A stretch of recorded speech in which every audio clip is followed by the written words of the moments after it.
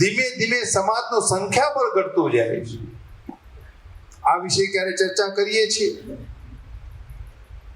તમારી કારોબારી કે જનરલ મીટિંગની અંદર પણ હું માનું છું સાહેબ ત્યાં સુધી આની ચર્ચા નહીં થઈ હોય, કારણ કે સમાજનું સંખ્યાબળ ઘટે છે અને સંખ્યાબળ જ્યારે ઘટે છે ત્યારે ઓટોમેટિક એ સામાજિક તાકાત ઘટે છે, અને સામાજિક તાકાત ઘટે છે ને ત્યારે રાજકીય શક્તિ પણ ઘટી જાય છે.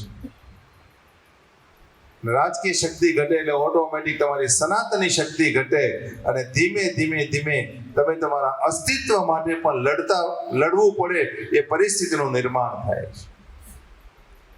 ભ્રૂણ હત્યાનું દૂષણ આપણા સમાજની અંદર ઘણું મોટું ચાલ્યું. ધીમે ધીમે જાગૃત આવી તો ભ્રૂણ હત્યા બંધ થઈ, તો એક નવો જે ટ્રેન્ડ જે ચાલુ થયો છે, વન ચાઇલ્ડનો ટ્રેન્ડ ચાલુ થયો છે. વન ચાઇલ્ડ અને ઘણા વળી પરિવારો તો જેટલા સોફિસ્ટિક બન્યા છે એની અંદર હવે નો ચાઇલ્ડનો ટ્રેન્ડ ચાલુ થયો છે. No child.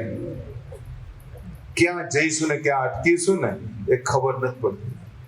એટલે સમાજે કોઈ પણ મીટિંગની અંદર આ વાતની નોંધ અને ચર્ચા 100% લેવી પડશે કે હવે આપણા દીકરા દીકરીઓને કહેવી પડશે કે ઓછામાં ઓછા 3 થી 4 બાળકો તો જોઈશે જ.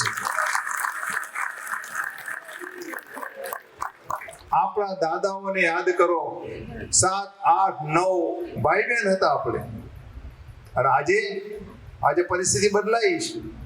આજે ઘણાના ઘરની અંદર કાકા કહેવા વાળું કોઈ નથી, મામા કહેવા વાળું નથી, ફુવા કહેવા વાળું નથી. આવનારા દિવસો એ પણ આવી શકે કે બજારની અંદર બોર્ડ લાગતા હશે કે અહીંયા તમને ભાડેથી કાકા મળશે ને અહીંયા ભાડેથી મામા મળશે. આજે જે વાત આપણને હાસ્યાસ્પદ લાગે છે ને એ આવતીકાલની હકીકત બનવાની છે.